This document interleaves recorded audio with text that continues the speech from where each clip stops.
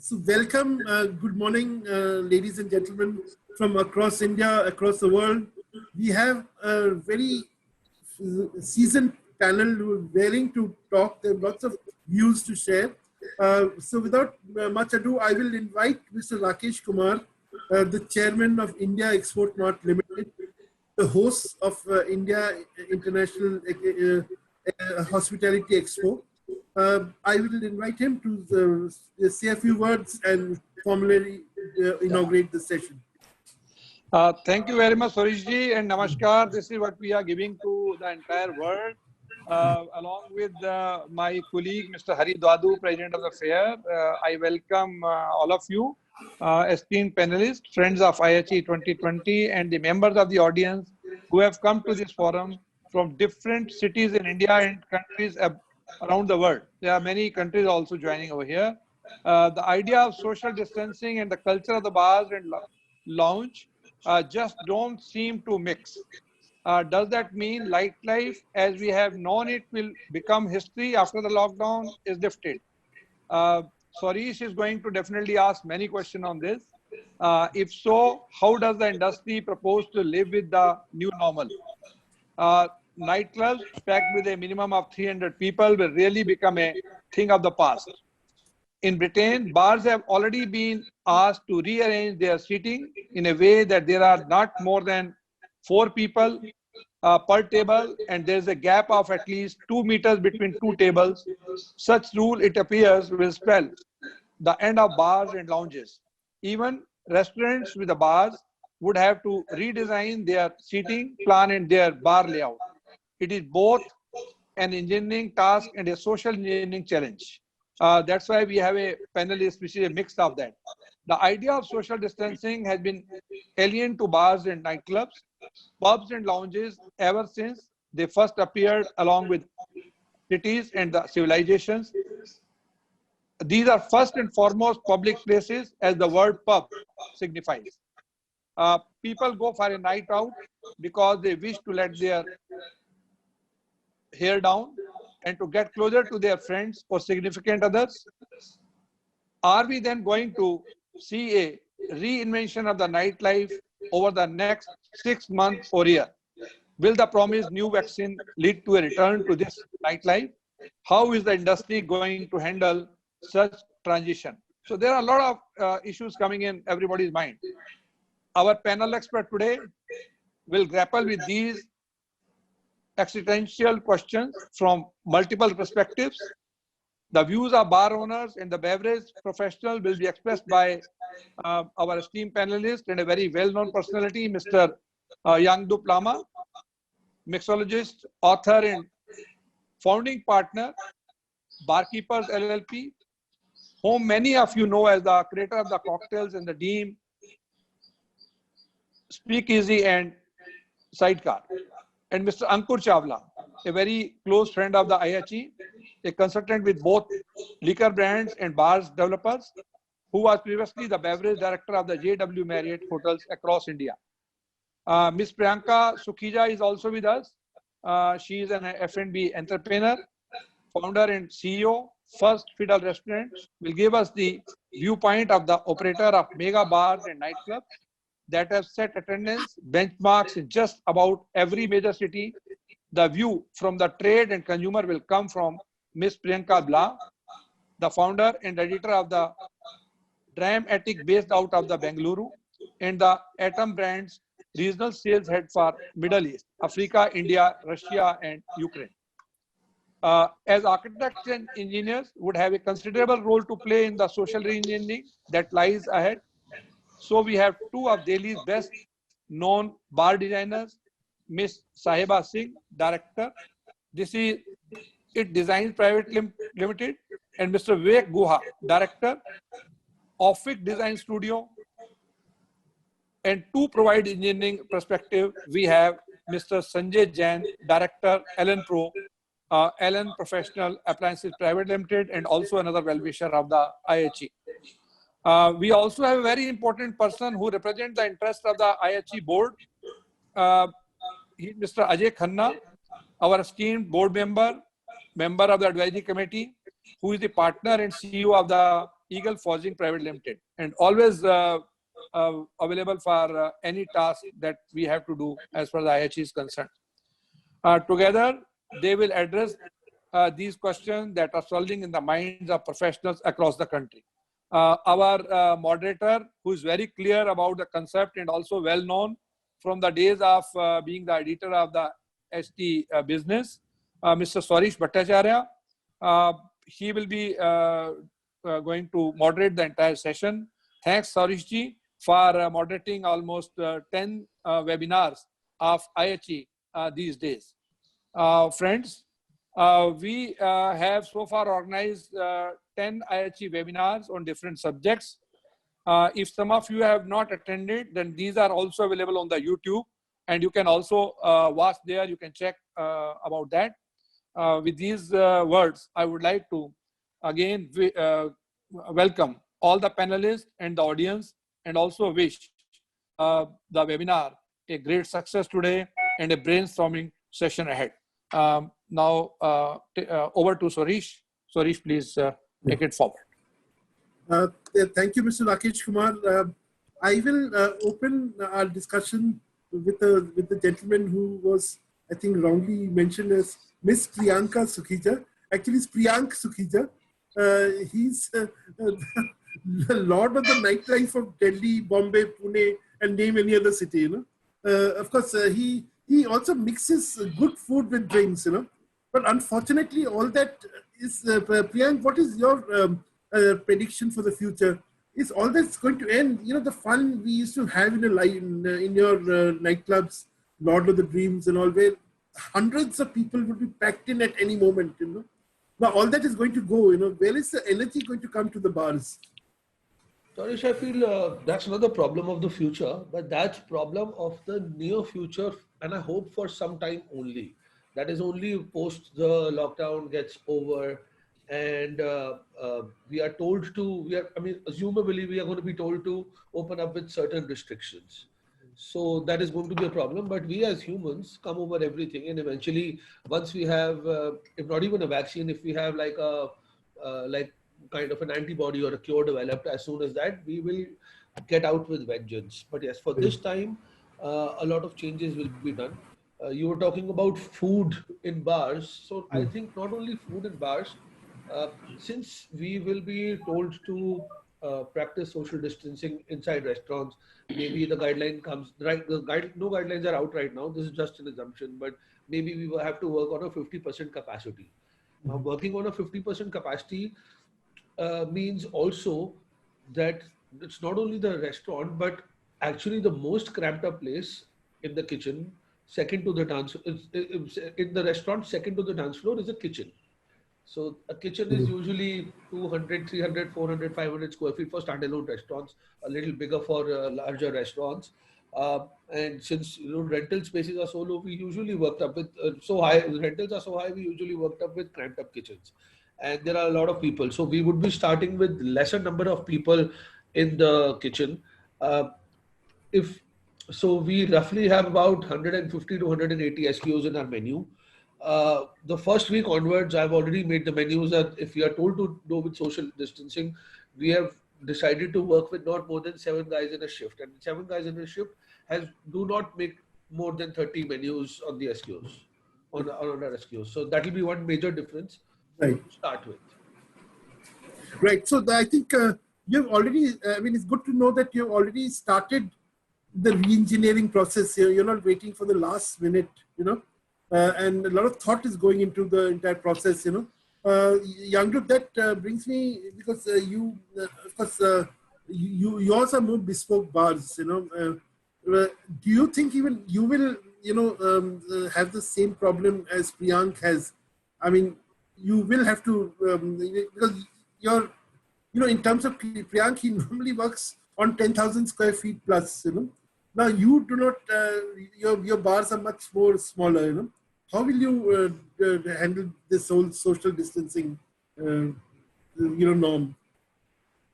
So, first and foremost, a norm is a norm. So irrespective of how big you are, big or small, everybody will be impacted with the same. So we too will have a certain amount of impact. The only difference is in our case, because we are small, because we had lesser people already, and also in terms of the number of guests, we cater to a lesser number of guests. So therefore, it is slightly better, but it isn't a complete solution. So we would, even in our case, we'll have to be a little innovative. So, for example, we are more focused on our beverages. So our communication says that we are a beverage place, which also goes on to say that we do not have too much of day sales. So, but we were still open because we were still selling some amount of beers, coffees, and some food as well. So completely shut during the day. So we're trying to, I think the idea is to balance it out, because the next couple of months is going to be on how you survive. So the important thing is to survive first. At this point in time, as the F&B businesses need to survive.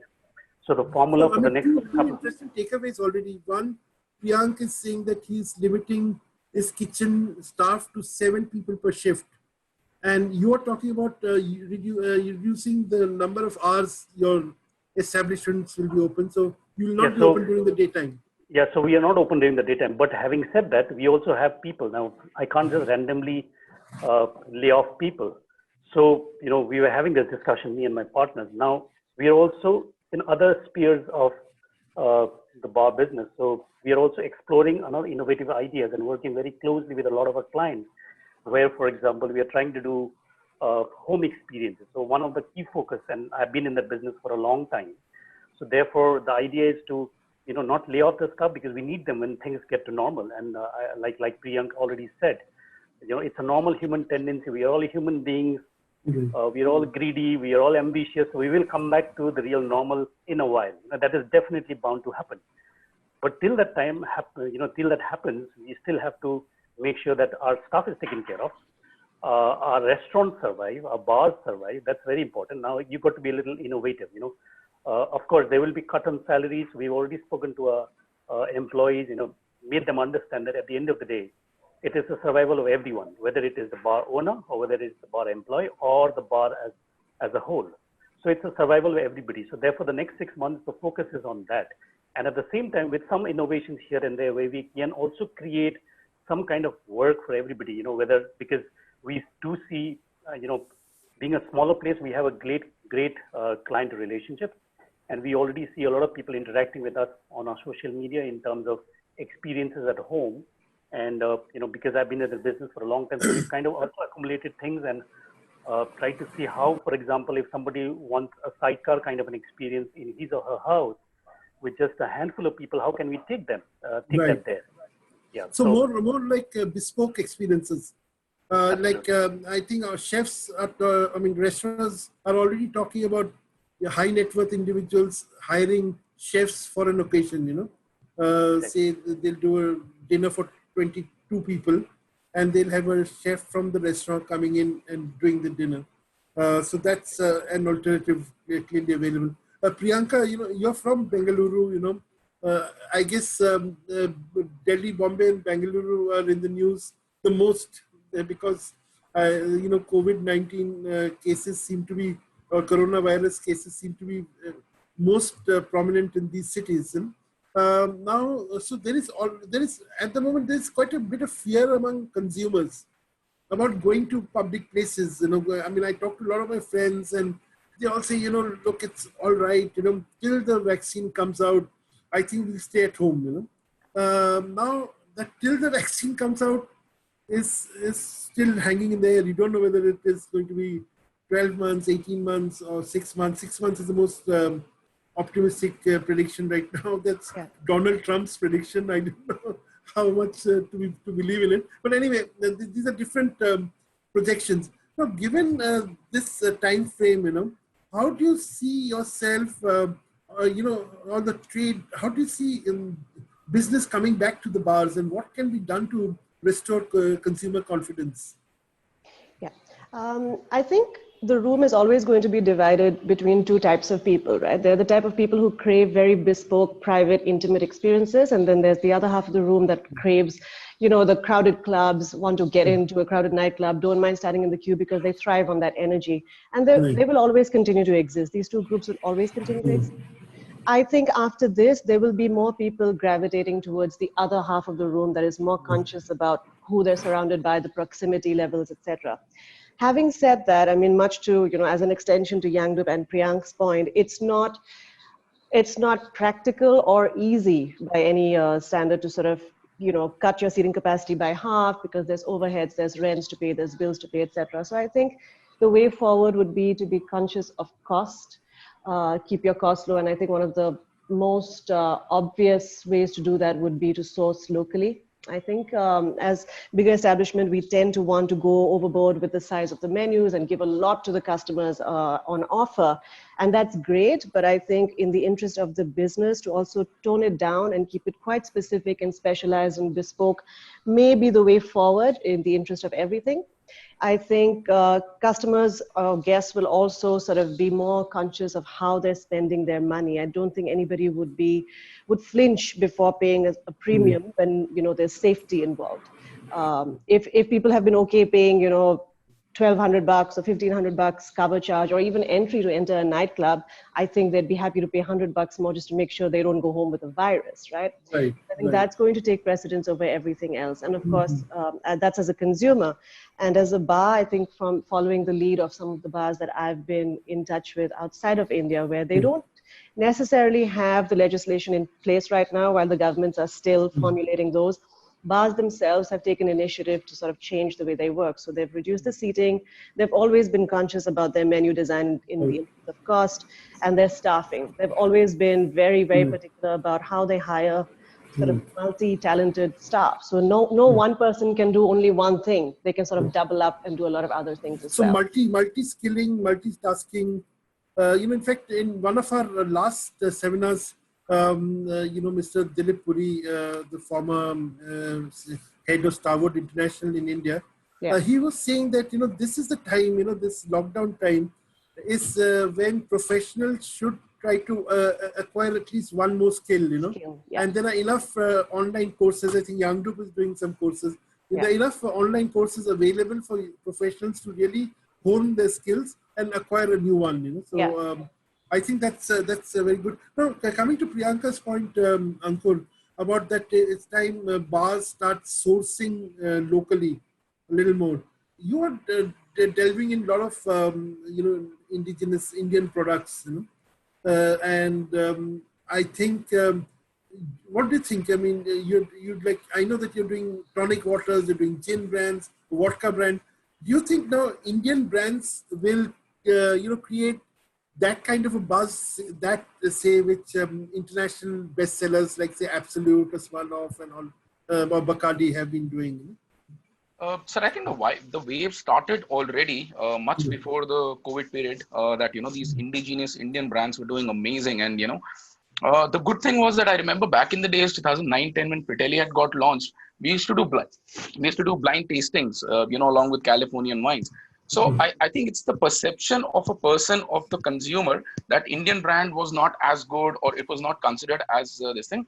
But I think if you really compare the liquids, Indian brands have come out really, really well.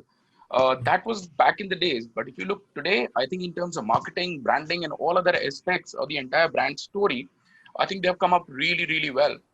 So I think it's just a matter of time. Post-COVID, it definitely helps a lot more. But I think the wave started already pre-COVID era. And you'll be surprised when, last year we went to Berlin in the bar convent. People across the globe are more excited about Indian brands than India, Indians sitting in India itself. You look at some of the brands, it is sort of weird to say that some of the brands are doing amazingly well globally. They are available in 40, 50 countries. Like a whiskey brands, Amrut. Absolutely. Amrut, Paul John, these kind of brands. Rampur getting launched in Vegas. So internationally, Rampur being launched in Vegas was itself a big. Exactly. Like one of my friends working in San Francisco calls me the other day, and he's telling me about, the new limited edition coming out of a whiskey brand in India. So I think internationally, the acclamation or the acceptability has been much higher. The excitement of having an Indian brand on the menu is much higher than in India, but I think India is changing for sure. And I think going forward, as everybody is talking about local products and being local and stuff like that, I think it's going to improve for sure, and it's going to really, really go high. and that's how the consumer behavior is also changing. So and I think there is there is need for people like people like Priyank and Yangdup and all, to promote these local brands in a big way. Absolutely. I think both of the gentlemen have been really at the par and the top of the line, and I think they've been helping very much, and they've been always mentors for, I think, the specific industries they're in. So I mean, no doubts.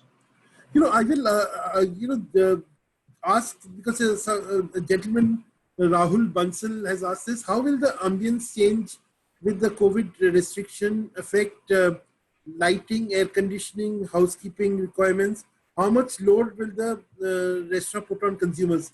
Now, Mr. Sanjay Jain, coming to the engineering part of it, we have talked about the drop in occupancy. We have talked about we have also talked about the way the bars will have to be and lounges will have to be re-engineered and redesigned. Keeping that in mind, what do you think will be what are the SOPs that need to be in place for, say, refrigeration, air conditioning, and such back-end operations? Well, as a lot of panelists were talking about, that things would be there tough for a couple of months, particularly because of the kitchen size being very small. India anyway had a much smaller footprint when we compare to global standards for any club or bar. So it's going to be tough, which means particularly for kitchen, possibly they'll have to move into more of pre-cooked or pre-ordered meals. That's one way which they'll have to look at, reduce the number of maybe size of portion, and reduce the number of SKUs which are in offering, because that's also going to be tough otherwise to manage when you have to offer a very large variety of food. Similarly, I think with a reduced number of people, though you'll have less guests, touch becoming a very major challenge. Even the bar equipment may undergo a lot of change, and the way you're going to serve drink or food, which means a self-serving or a self-dispensing equipment, pour your own beer type of equipment will become more prevalent or maybe preferred more in the short term. I don't see much on the air conditioning side, because if it's essentially air conditioning, you can't really do much. No, but what about the fear? A lot of people have the fear that a lot of germs in a strictly enclosed environments. Now people have suddenly become conscious of air conditioning. Earlier we never bothered about air conditioning anywhere. So worldwide, there is this new technology which people have started adopting that is called UV ozonators, and which are being used for disinfection. So those are the things which possibly would be incorporated in Indian system also. But really speaking, changing the entire infrastructure possibly may not be required. Yes, because most of our, at least I'm talking about the centrally air conditioned systems, because the ducts are never cleaned. So there are provisions which were there, but not too many people had adopted to those changes. Possibly now bigger organization, bigger malls may start using those things to clean the ducts, to make it more clean atmosphere.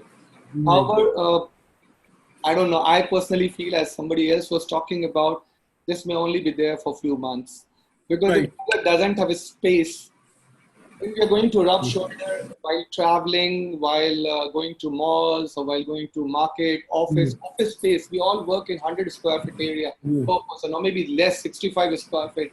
Right. So it's a matter of time, but yes, we have to live with it. So we'll have to make changes in the food offering, the way. But I feel that one good thing that may happen out of all this is that health and sanitary issues will become paramount in the restaurant and banqueting industry as well. Absolutely. I think our toilets and washrooms will have undergo major reorientation. I hope if that happens, I'll be the happiest, because I think sometimes, especially in bars, the stink drives me crazy. I think I've last visited the bar 10 years ago, and that was one reason I got put off, was the stink. So that's why, when I go to a bar like Sidecar, where you have a nice library there, nice lounge, sitting area, I think you have already done a bit of social distancing even before social distancing became a popular term, Mr. Ajay Khanna, you have been doing some research. Mr. Khanna, of course, has his own company, Eagle Forgings, which a lot of you in the business, in the trade will know about. He also wears another cap, that of the president of Friends Club. Friends Club is one of the oldest and most respected clubs in Delhi, and we forget that clubs are big consumers of alcohol, but more than that, I think, Mr. Khanna, you've done some research on what people are doing outside India. Can you recount that before we bombard you with engineering questions? Yes, good morning. I did do a lot of research last night. I was up till about 1:30 looking into it. Apart from the equipment supply business, which Eagle Forgings has been supplying to 80-90% of the top hotels for 35 years. I also have taken over as the Friends Club president, and that puts me into a bar and a restaurant business also. And it's very tough. I just hope we can get back to normal. Sitting 6 feet away in a bar and enjoying a beer or a cocktail is not as fun as sort of, as they say in Hindi, marrowing jappi, and enjoying the evening with friends and family. So I did take the help of my daughter, who's young, 25, in New York, and is used to going to all the clubs, the high-end bars, or the sort of disco type bars, or the night, the young people's bars are called clubs in New York. So it's not a club, but it's a bar. And being the party place in the world, I spent a few hours with her researching, and she came up with a website, and I studied it last night. I believe in New York, the government has allowed bars which serve food to deliver at home or for pickup alcohol in sealed bottles. I'll just quickly go through it.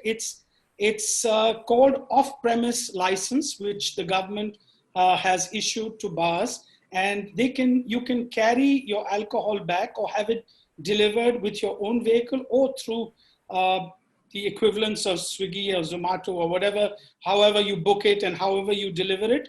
And you are allowed, as long as it is a sealed container with food, the food has to be there. It can't only be alcohol.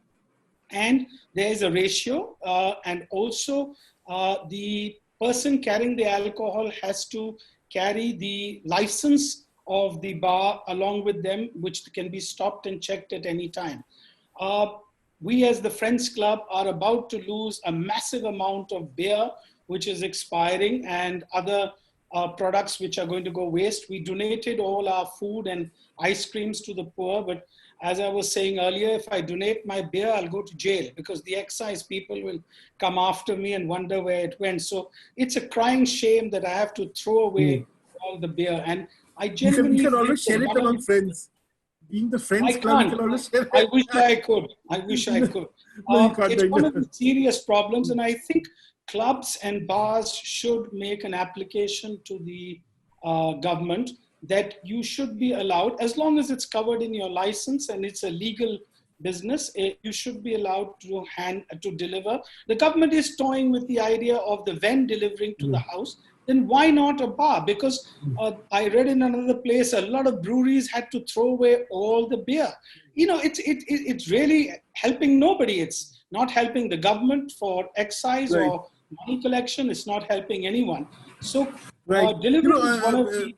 Mr. Khanna, I'll just quickly jump to Priyank and get a view from him on what you said, because it's a very important point you said. Priyank, please unmute yourself. Yeah. Today, for instance, the Maharashtra government is the first state government to allow it, has declared that alcohol can be delivered at home. Of course, only vends can deliver the alcohol, not bars. But Priyank, these two, this very interesting suggestion, and we have the New York example to follow, that bars can also deliver alcohol to to individuals. Do you think it is possible? Or do you think it's more realistic to talk about home deliveries of food? So that has actually already been done in Karnataka. Right. In Karnataka, you can actually deliver alcohol from your bars. So we have a bar in Karnataka, we have a bar in Bangalore, we have actually 2 bars in Bangalore. And we haven't started this exercise from there yet because you actually deliver on MRPs.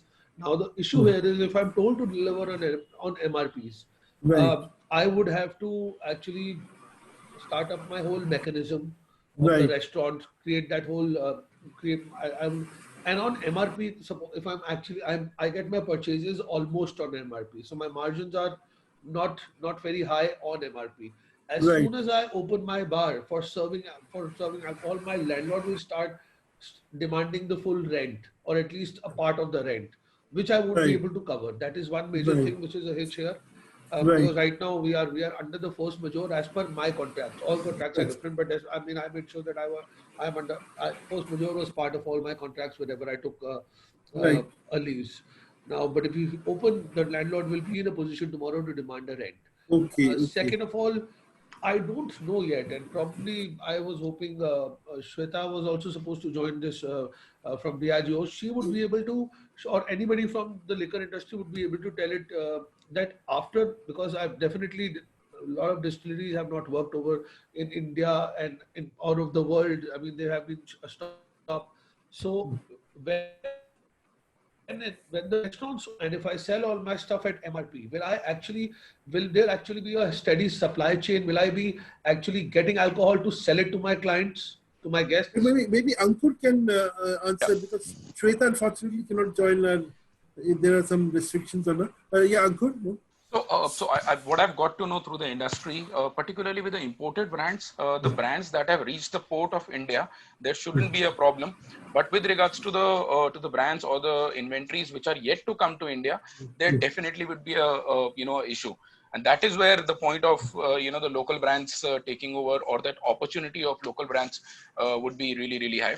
The way Mr. Priyank also mentioned that the food menus are going to shrink. I think exactly in the same way the liquor menu also is going to shrink is what I feel, because every bar or every outlet is going to work on the philosophy of less is more, wherein you want to have more efficiencies, lesser number of SKUs, and much better beverage cost and stuff. So yeah, there will be an issue is what I foresee. There will be a supply issue. No? Vivek, you have done a lot of big bars, and you're like, for instance, you've done Latins, I think, Priyank's. Yes. You've also done projects. Molecule, which is a very big space.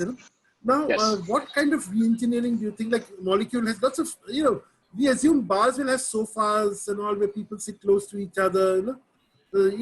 Bars are all about closeness, Absolutely. Now, once you take this basic feature away, how can bars function, like bars? So the first, it's a rubber band effect. So it's not going to be there forever. People are going to come back to normal at some point of time. It's a wait out period for sure. So precautions have to be taken in terms of spacing. I think even for bars, it'll become mandatory. It's not up to us for that interim. So that spacing goes from 15 square feet to about double of it, say 30 square feet. So that's what Priyank said. You come down by about 50% of your capacity. What you can focus on are microbial surfaces, better surfaces. So there are nanotechnologies that you can spray on tables. See, it is what you touch. It's the contact areas. So if you can safeguard that, I think that'll help a lot. So spraying this nanotechnology of sprays, which are antimicrobial, which are used in hospitals, on door handles. So I think one would be to do that. That's a very good, very big takeaway from this session. And yes, sorry, I cut in. Of course, I come back to Mr. Jain's point, focusing majorly on the restrooms. So completely contactless from dispensers. I don't know, can we do the robot seats? Probably not, but definitely Dettol wipes are going to be more prevalent. So contactless doors. So probably you won't have a toilet door unless it's a cubicle door. So things like that. So, or you have attendants doing this for you. But again, that brings you in proximity with them. Second, not for bars, but more for food-based spaces. I think you need more isolated seats. You need more partitions, more booth seats. I think that's another way to look at it. I think booth seating will come in, I think. Yes, because it's going to be a more family and friend affair now. You don't want to mix, at least for the next 6 months, with everyone. So you go out with your group and you want to be with that group. And of course, everyone is automated. Everything's automated, your payments. I don't know. I mean, this was already in trend before, robotic services. So I don't know how much they'll play a role in the future. I can't imagine being served by a robot. Absolutely. I know it's very intrinsic for humans to socialize, to be in contact. But yeah, for some time maybe. I like to talk to Yangdup when he's making his cocktail. So you've got the marker sharker doing stuff, a robot making cocktails. Well, it's a far shot. But yeah, I think concepts like that could take off as well. Yeah, interesting. Mr. Zekhanna, I'll come back on this, nanotechnologies and other antimicrobial. I'll come back to you after I speak with Saheba, because I think you have a lot to share on this subject. Yes, I need to talk a bit about the... I'll come back to you. I'll just talk to Saheba and then come back to you. The second round will open with you. Saheba, you have worked in Tokyo most recently, and it's one of the trendiest new locations that you have opened. Ravi Tejnath is also involved with it, and of course, you've seen a lot of Tokyo bars, which can get very crowded and can get very very noisy and rambunctious. Now, tell me, say. If you have a situation in Tokyo, and we have, of course, some bars and nightclubs in Delhi like that, or Bombay. So how will these people navigate this whole social distancing? One way of looking at it is that, like a lot of people say, you do something now and wait for the vaccine to come out, and then life becomes normal again, But that means you have to do another transition then once the vaccine is out. Yes. So how do you manage these multiple transitions? See, Suresh, so for now, the spaces that are made, whether it's Delhi or it's Tokyo or it's New York, the spaces that are made are spaces that are made, right? So currently what we will have to do for the next 6 months, 1 year till the vaccination comes out, we'll have to remove a certain number of covers, like everybody's pointed out, and make the place a little more adhere to the social distancing norms. Right. But having said that, the second the vaccination is out, people are going to bounce back like that. One can only hope that we take forward with us the lessons learned. Hopefully we will. But people are going to bounce back because everybody's dying to go back to the new normal. So when we design spaces, Vivek, when we design spaces, and especially bars and restaurants, they're not designed for 6 months to 1 year, right? So phase 1 at the moment, that's fairly easy. We remove a certain number of covers, so everything is well spaced out. All the norms regarding hygiene and keeping the washrooms clean, kitchens clean are taken. 2, the projects that hopefully we will start within the next 6 months will effectively come into play after the vaccination's out, right?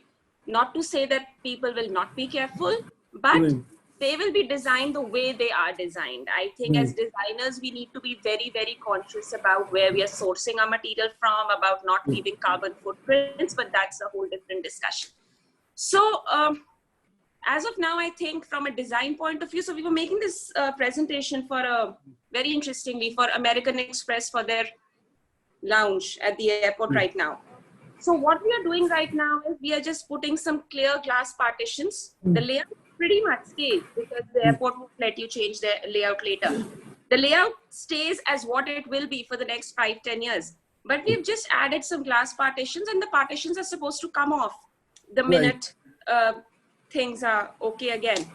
So I think in terms of design, we need to be, like I said, very conscious about sourcing locally, about leaving less carbon footprints, but I don't see a massive space shift in terms of social distancing, which will be long term. So it is how intelligently you handle it for the short term. That's what you're looking at. Just plan it a little for the future, so the transition is easy. Right. Great. So now, Mr. Khanna, we have raised two interesting points earlier. One was, of course, air conditioning. Air conditioning is a major gray area in Indian public spaces. And second is, of course, antimicrobial surfaces. In our eighth webinar, I saw you were, among the panelists, and you were, commenting on this on the chat room about the UV technology. Now, can you talk a little bit about the UV technology, because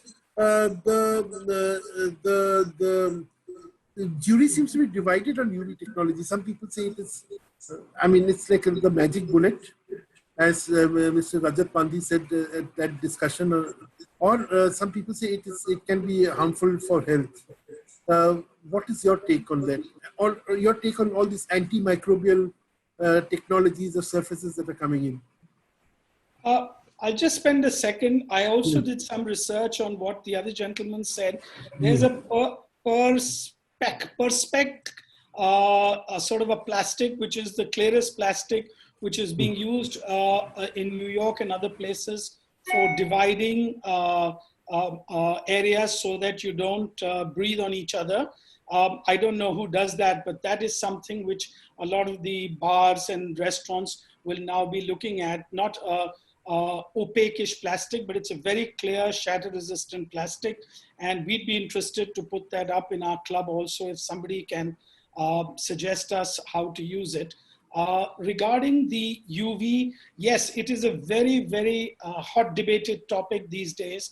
And we've spent 50 days just researching that. We have a tie-up with Charnock and with some other companies where we have done research, and we have launched UV technology. Now, UV comes in UVA, UVB, UVC, and to not confuse people, yes, UV is harmful at certain levels, but it is not harmful at certain levels. For example, when you go to a barber, there's a small gadget where where his utensils and combs are lying. That's also UV. There's also a UV blaster, which you can put in a room and shut the door. It's got a motion sensor, and in 5, 10, or 15 minutes, it'll absolutely blast the room. That is very harmful. But as soon as you open the door and walk in, it stops. So it's got its security. The ones that we are talking about now are small gadgets, like a small speaker put in a room or in a washroom or in a lift, and it works 24/7. It does not emit UV light. It's like a small vacuum cleaner or an air purifier. It pulls in the air, UV-fies it, and puts it out. And we have research and we have confirmation that it does clean surfaces. So that is one of the technologies. That's not the only thing available. Cleaning would still need to be done. Social distancing will still need to be done. Sanitizing, when you come in, wash your hands, sanitize your hands, clean the table, use microbial products. These will all have to come, and it's a little bit of trial and error. I don't think anyone knows what the answer is. And frankly, I'm just hoping that we can cope, not infect people, and get back to normal. The new normal is really not acceptable. I wanted to go back to the normal because I really hope life comes back to normal and we all start functioning and enjoying ourselves, working hard and playing hard. So the new normal is not really acceptable, and let's hope this goes away fast. But till then, there is sanitization, there's cleaning, there's air conditioning, there's social distancing, there's the namaste. All these things would have to be done, and keep your fingers crossed. Let's hope this comes back to normal fast. The old normal comes back fast. Absolutely, it's the normal. I'll be very honest. I really don't see life carrying on in this way. If we carry on in this way, almost everything that we've known, including our cars, including our travel, including our partying, including our work, will have to change. This world will have to change. Right. And I don't think anyone's ready for that yet. That's right. Yes, there's a nice note, a thoughtful note. Mr. Jain, a lot of people are not talking about. You talked about beer dispensing machines. That you not only buy your own beer, but you also dispense your own beer. Yes, sir. Do you think like there will be a situation where you can go to a machine and you buy, say, you buy a shot of whiskey, and you can go to a machine and have it dispensed? Is that possible? Well, we have not done much work on whiskey dispensing. We've been working on other beverages, particularly the soda and also beer. So here, so far, the equipment which we are working was like you go to a touch screen and you choose your drink. We have gone a step forward because we realized that in touchless, you would not like to touch a screen also. Right. So the entire thing would be done through your own mobile. So your entire pouring, everything will be using your own hands. Right. Similarly, like Priyank was talking about delivery solution, because in the chain scenario, well, you can always have a canned beer or bottled beer at place. But if you are really looking at fresh beer or draft beer, it's becoming difficult as far as delivery is concerned. Right. We've been working on beverage, and we do a lot of work for Pepsi and Coke. So they're all carbonated. So we have, and plus the delivery solution, because if it has to be delivered, it has to be delivered chilled. You can't deliver it in a case which is not, which is warm or hot and not ready for drinking. So that's another solution where maybe you can just pour 3 liter, seal it, because otherwise beer tend to lose its carbonation and it will become flat. So those solutions have been designed now. And though we thought it's going to be early, but in the chain scenario, that is something which may be the need of the hour, where you actually offer that solution to your customer, where you say, okay, you get a food and also beer the way you want it, whatever time. So between 3 liters, 5 liters, which is for a small get-together, small family outing party, whatever. Right. It is going to be possible. Right. This whole thing of like what we talk about contactless dining.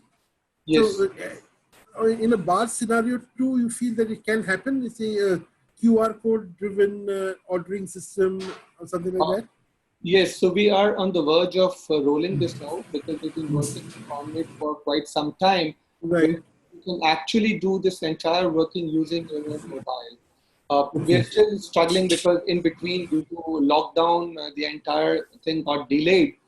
And it is going to be possible where using your own mobile, you choose the drink, you choose the quantity also, and you also pay online. So you have to go and pay anyone.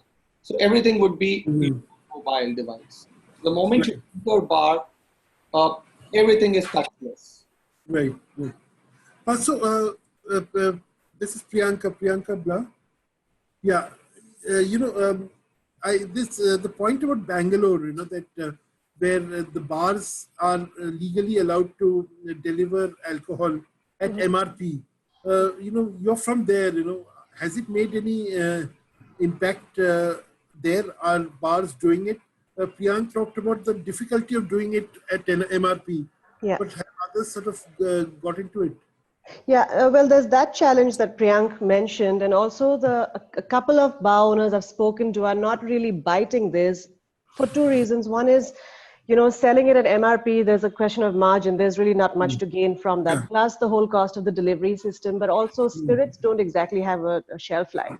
And it's not like these bars won't open again. So they can afford to hold on to their spirits, because otherwise they'll just need to repurchase at a later date. So that's one reason some bars are not doing it. I can see some bars doing it if they're in need of immediate sort of liquidity and cash. It would make sense for them. But I think what would help the most is what, Southeast Asia is doing, Tokyo, sort of China, Taiwan, Singapore, which is home delivery of prepackaged cocktails. That would help them sort of use the inventory plus make a profit at some level, a little bit of margin. But selling inventory at MRP unless a bar is desperate. I don't think it would make sense. Or unless there's like a lot of people have an excess inventory of wine, you know, Yeah. and they want to get rid of that inventory. I think that's Wine and beer. Yeah, they want to get rid of their beer. Yeah, beer is the number one casualty of this lockdown. But wine, anyway, there is an excess inventory everywhere in all hotels and restaurants that I know of. You know, so I guess people will be interested. But yeah, I mean, there's no point selling whiskey at MRP. You know, no. It will for 10 years. You know, so that's all right. Exactly. Yeah. So that's interesting. You know, now some questions have come up one question which, Priyank, everyone, you know, you make such interesting comments on social media. Priyank, can you unmute yourself? Everyone wants you to take up a Neta role, you know. Yeah? Not you know, so someone wants to know that, you know, what are the pressing issues as far as you can see it for the industry, which the government needs to listen to or take up at some level for a solution? So, I mean, there are a lot of pressing roles. Hopefully today, some of those things are going to get sorted out. Everybody is waiting for 4 p.m. when the 20 lakh crore stimulus is going to get, announced. And I've already started feeling a little bit rich than yesterday. But yeah, so I mean, this is everything that the government needs to step in. I feel justice delayed is also justice denied. It's great that it's happening now, and but I don't. It was probably, there were countries like Germany which did it in the first 10 days of things. People went into money, so the government did expect us to pay our salaries, but that was lockdown. Right. And the Disaster Management Act that anybody who does not pay salaries is, and then and after that, till about last week, 10 days, a lot of governments, whether it's the Punjab Chief Minister, whether it's Delhi Chief Minister, comes on air, and the same guy who was telling us that Mr. Kejriwal was saying that, yeah, you have to pay our salaries, comes up and says that our revenue has gone down from 3,000 crores to 300 crores, and I don't have money paying for salaries. So now petrol is more expensive, and alcohol is more expensive, 70% more expensive than MRP alcohol. I don't think so. I mean, if people do that, we'll say that usko black mein becha hai. That's the term we use. Right. So I mean, it's that was, I think, a knee-jerk reaction. Absolutely, you know. Yeah. So one should realize that, okay, if a government is having 90% less revenues, it does these measures to pay up for its salaries. Right. We are down with 100% revenues. How is it possible that we pay our salaries? Right. So most of the entrepreneurs, if really that happens, including me, we are ready to go to jail because we don't have an option. So one should understand that. We'll request them that at least put us together in a jail so that we can have some nice thoughts coming there from there as well. Secondly, a lot of things government can do. I was reading, in fact, I made a representation to Aam Aadmi Party through our association. I was reading air conditioning is going to be a big problem. So I was reading about this city in Vilnius. In fact, I've been there. It's in Lithuania. It's a beautiful city. What they have done is they've taken over the whole city as cafes. So cafes which are tiny. So people who have a 30 cover or a 40 cover cafe, and you tell them to work on a 20% or on a 50% capacity, that means 20 people at one time. How is he going to break even? How is he going to pay his salaries? So what they have done is actually they've just taken over the whole city, and they've told restaurants that you can actually use public spaces outside your restaurants or in the park in front of your restaurant and create that. We have a lot of spaces too. So if probably an Aero City or a Kamla Mill in Bombay, if they use that compound where every restaurant is actually servicing out in a public space. Forget about public space. Delhi does not even have a policy to serve at its own rooftops. I mean, look at, you have been leading a full-blown campaign on this issue that, what al fresco dining is not allowed by Yes. So states and countries have gone to offer public spaces to restaurants so that they can actually break even during the lockdown. in Delhi especially, Gurgaon is not that much of a problem. Delhi, you can't even serve on your rooftop on your al fresco. Right. There is no policy. Right. Bombay So I policy think came 6 months ago. this is also like for governments. This is also wake up call. I mean, It is a wake-up call. Start, taking these things seriously. And I think NRAI hasn't actually highlighted some of the issues which are more specific to bars. I think, we have done a lot of representations. Right. Sent something to the PMO yesterday. We keep on sending to everything. So yeah, but this is a wake-up call because it is the first time. So every government knew that the revenue comes from alcohol. And also liquor is such a thing that we have got 28 different laws. Yeah. In a nation of 36 states. It's a state subject. So unfortunately, you have to have 28 different representations of the different state governments. It's an evil that nobody talks about. So every government was enjoying the revenue of liquor, but nobody wanted to talk about it. Yeah. In this lockdown, especially in Delhi, especially in Punjab, a few other states, it has been given its due respect. People have talked, like CMs have talked that we need liquor to support our economy. So hopefully this momentum will continue. Even courts have talked about it. So The alcohol economy is a thing. Yeah, and it's time it's recognized. Exactly. Yangdup, coming to you, what Priyanka was suggesting that to have home delivery of cocktails. So this seems like a good idea. Do you think it can work? Yeah, it is something that is a great idea, and bars started out. They started off early on in places like New York, where the moment the whole COVID-19 took off, I think a lot of bars actually started doing takeaway cocktails. Now in our country, we are again, we are restricted by law. We can't do it. So we are definitely looking at, and we are already working in both the bars. We will actually work on not really alcoholic, but non-alcoholic mix. So what we're trying to do, and we're trying to conceptualize is, for example, very, very bespoke cocktails, as in cocktail mixes, where, because we are small, it's doable, so also the fact that, you take, for example, we are in a neighborhood like GK2. So we have enough audience around that space, right? So even our own boys can go and deliver it. Number one. Number two, we are also trying to match, for example, the whole consumer like me would need is the alcohol. All that you have to do is mix the alcohol according to the measures you say. And also the fact that we are only a phone call away. So, I have no business. I can sit at home and guide the person when he has a bottle that is bought from me. I can tell him exactly how to go about doing it. It's like the online workshops that we are doing on cocktail making. It's very similar.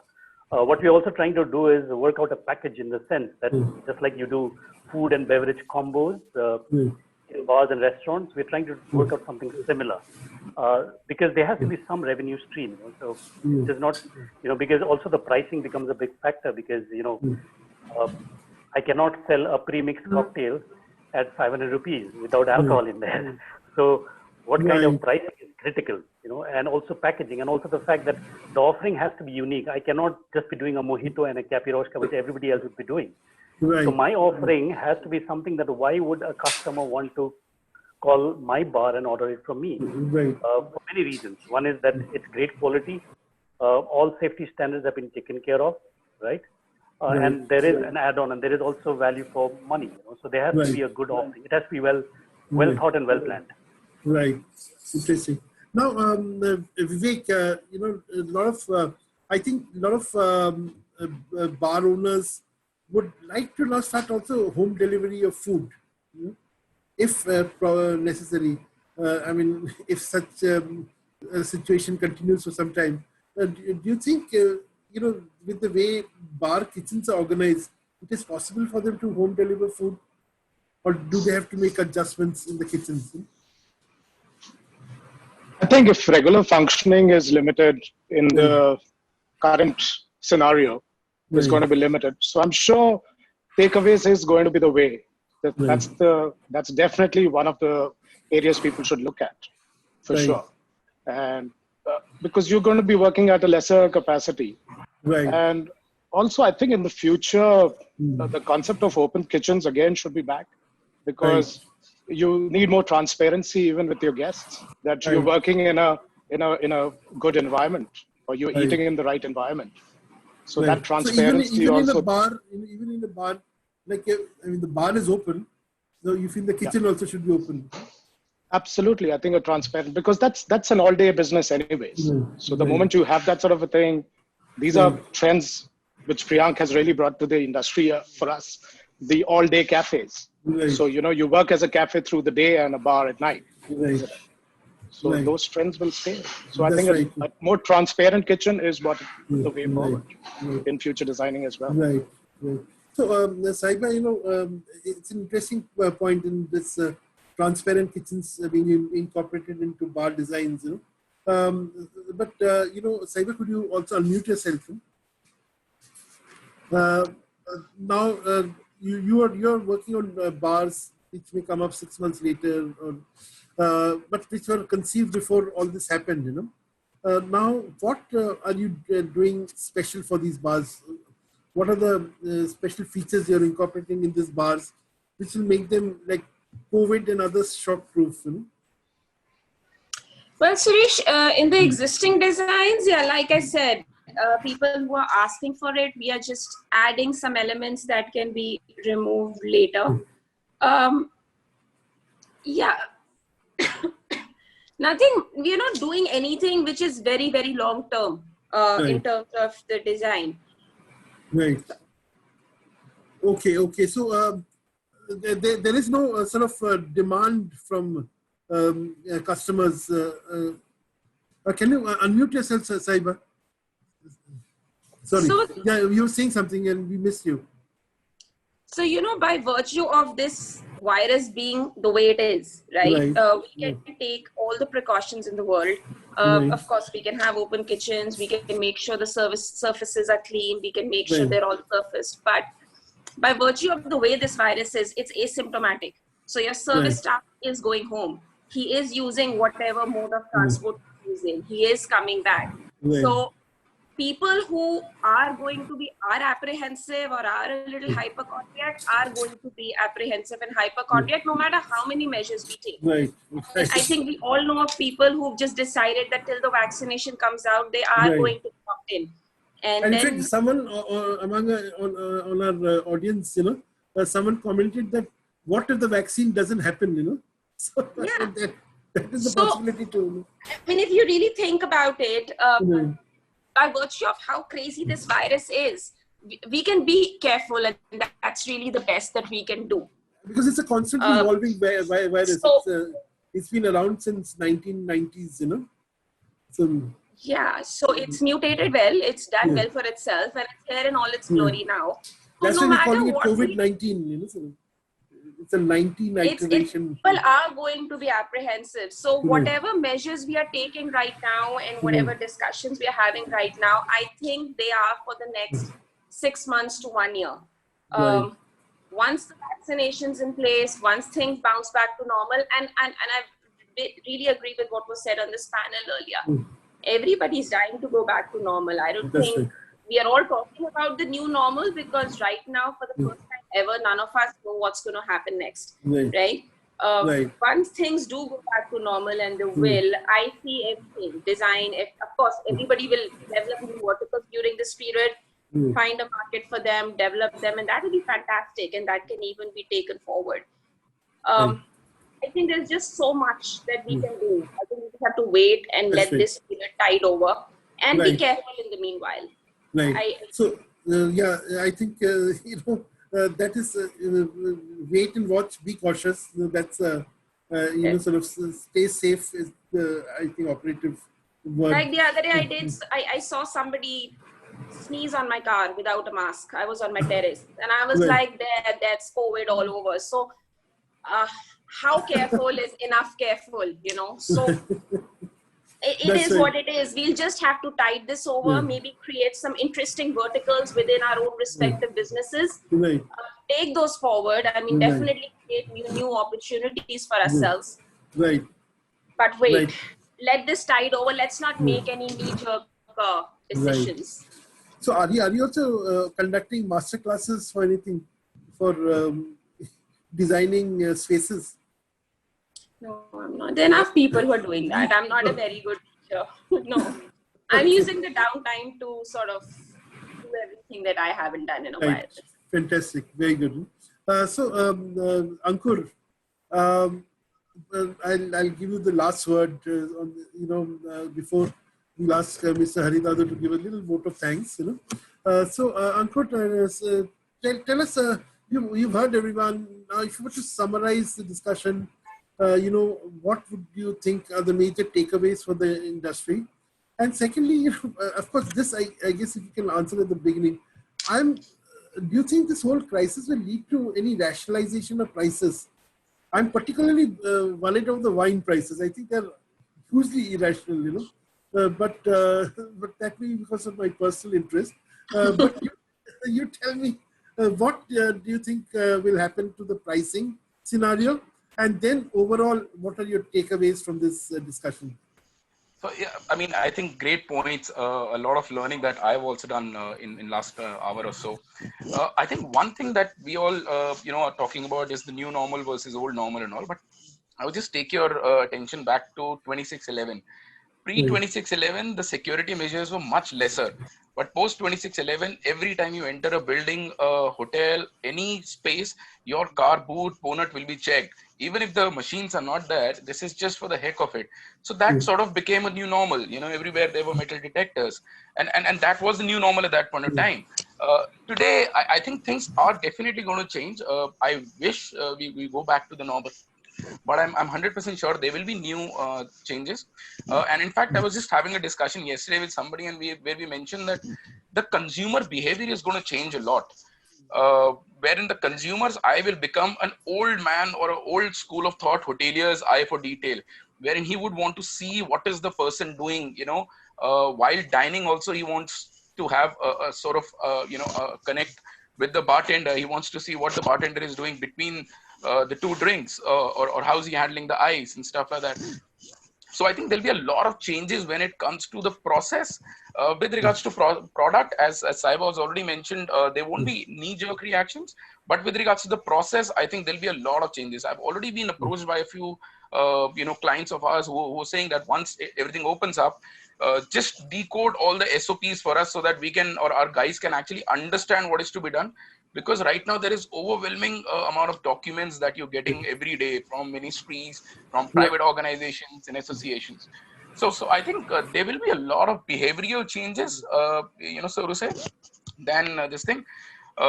With regards to, I think, DIY kits, I think that's going to get really, really popular going forward. Even if you see, there are a few FMCG products which have come up off lately, wherein you just spike it with alcohol and you're ready with the cocktail. Or there have been this market of adult soft beverage, I think, is going to grow really, really well. This thing. In fact, we have developed a program for Marriott as well, and we're developing recipes for DIY kits to be sent across, of course, without alcohol. With regards to the pricing, I think the pricing was as it is a challenge, and I've seen pricing getting reduced over the period of last 1 decade. Wherein when I started back in 2008, plus minus, we were told that if there is a wine that is coming at X rupees, just put X into 4 or 5 times, and that's the selling price of your wine. I mean, that's how it used to be done. But over the period of time, people have realized that it is better to create a beverage community and let it be a beverage spot, earn less but sell more. I think that is what has happened over the period of time. You would see that those expensive bottles of Chateau Petrus and Margaux have gone down in terms of numbers, but the overall revenue has really, really done well, wherein people are okay to talk about alcohol. People are very cool to talk about the new stuff that's coming. In fact, you hardly find the first growth. Bordeaux first growth. Exactly. I remember 2010, we won an award to sell, I think 14 or 15 Petrus in a year, which was at that point of time 2,75,000 rupees a bottle. Today, the number of bottles being consumed are much higher. The ecosystem is much better. But of course, the pricing has really, really gone down. And I think over the period of time, people will be looking out for value for money stuff. People will be looking out for more experimental stuff. Look at the number of gins, the number of beers that have, suddenly came into the market. So yeah, I think to sort of sum it up, there will be new normal. There will be behavioral changes. There will be few things which will be changed. But everybody wants to just get out of the house now. And I think they want to sort of... I think the way we saw people queue up at liquor shops the other day. See, I'll tell you, yeah, I have a very... That makes me so happy. Yeah, but right. I'll tell you the problem was that, it was only the government liquor shops which were opened up. So an area, let's say, I'll just give you an example of case in point study of West Delhi. There are almost 700 plus minus liquor shops. Right. Now, in that scenario, wherein you have told person to sit at home without liquor for 40 days, in an area with the capacity of 700-800 liquor shops, you are opening only 40 of them. What do you expect? I mean, you do expect a huge line of people. You expect people to queue up and I don't know. I mean, they should have just opened up the entire market, the private shops as well. Of course, without the malls. But at least the crowd would have been divided. Exactly. Right. And it was, I think, one of the suggestions also that these the entire liquor community gave it to excise. Right. But I didn't think it didn't work out well. Yeah. In fact, Suresh, one point I just want to leave. Many years ago, I saw a movie called No Entry. And what I took from that is what I have on my desk all over. All throughout the movie, they always said, be positive. Be positive. It turned out to be his blood group, but at the end of the day, I think that's the greatest thing in life. Just be positive. Things will be back to the old normal soon. Just be positive. But I guess the context in which they said be positive is when they were seen with someone else's girlfriend or someone else's wife. Telling themselves, be positive, be positive. As I said, just take the be positive and add it to your life. Forget about the movie. Just be positive. Because I'll be on a serious note. If we look at it in a bright and a be positive way, things will improve. You can be the best in your life, and if you're always looking at the negative, you're out. So forget about what's happened. Let's look forward, be positive, and things will come out, and we will be back to normal soon. I think, in fact, that is the whole purpose of this webinars, where we talk about solutions and not about problems, and we have come up with a whole bunch of solutions, for the last 10 webinars that we have held. Thank you very much, Mr. Dadu. Dadu sahab, kuch bolenge aap, then we'll close the discussion. Sure. Thank you, Mr. Bhattacharya. Yes. On behalf of our Expo Mart and IHE, we are very thankful to all over our panelists and audience. Today we have around 1,000 plus registration from all over the world. That seems a very good response of our webinars. Our panelists are big think tanks and delivered their views on the subject. और मैं कहना चाहूँगा कि हम लोग बहुत innovative हैं, हम सारे भारतवासी इनोवेटिव हैं और अपॉर्चुनिटी कैच करने में हमारा जवाब नहीं। मैं अब आपको बताना चाहूँगा छोटा सा एग्जांपल। मैं मिस प्रियंका बला से बोलूँगा, थोड़ा सा साइड हुए, उनके बैग में एक टेबल लैंप रखा है। देखिए, मैंने वो टेबल लैंप पे एक निगाह देखी और मुझे आइडिया आया कि जब वो टेबल लैंप यूज कर रहे हैं एक लैंप, तो हम उस तरह की पोर्ट्रेट बना सकते हैं। Like this is a plate, just like a table lamp. See, means कि चीजें हमें अपॉर्चुनिटी हमें कैच करनी है और ये जो after the post lockdown opportunity आएंगी, बहुत अच्छी आएंगी। जैसे मिस्टर अभी खन्ना जी ने कहा, अजय जी ने कहा, बी पॉजिटिव, और मेरा तो ब्लड भी बी पॉजिटिव है, तो बी पॉजिटिव होना ही चाहिए।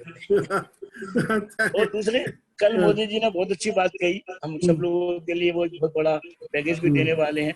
उन्होंने कहा लोकल एंड वोकल, लोकल चीजें हमें बनानी है, मजबूती से बनानी है। Be vocal about local. हाँ, be vocal about local, right. And अब जैसे कि मैं बनाता हूँ, मिट्टी से प्लेट बनाता हूँ, तो मैंने भी अपना एक स्लोगन बनाया है, भारत की मिट्टी से, भारत के हाथों से। That is my new slogan, Bharat की मिट्टी से, भारत के हाथों से। तो नेचुरली चलिए, बहुत अच्छी बात है, हम सब लोग मिल रहे हैं, बातचीत कर रहे हैं। दादू जी है king of Khurja, king of Khurja ने बोल दिया, तो अभी हम सब बोलेंगे भारत की मिट्टी से, भारत के हाथों से। जी